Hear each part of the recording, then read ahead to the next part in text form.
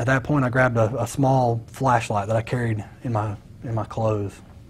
I managed to get it on,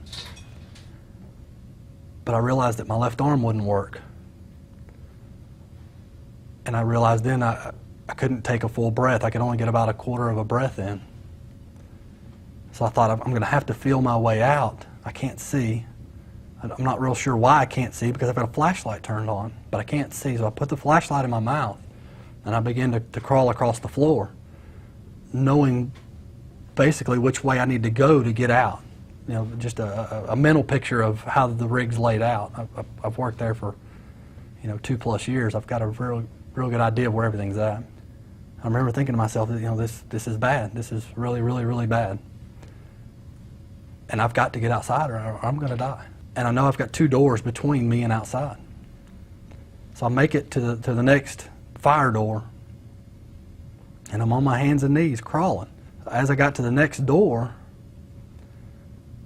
it exploded and took me, the door, and slid me about 35 feet backwards again and planted me up against another wall.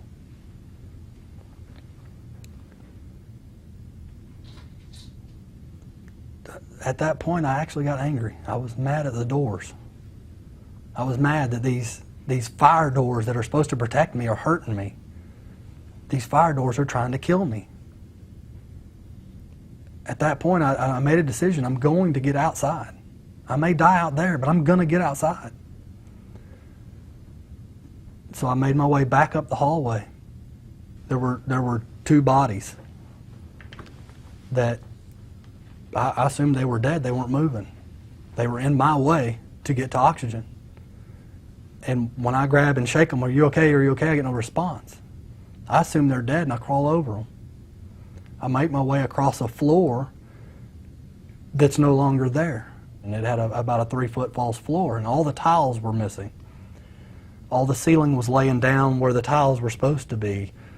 Consoles and computer stations are not where I'm feeling for them. They're not where they're supposed to be. They're just not there. But I can see a small bit of light straight ahead. So I crawl across the gridwork of the floor and make my way to that opening where I see the light.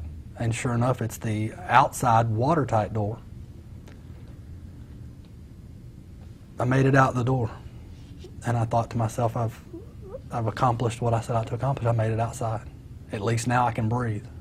I may die out here, but I can breathe.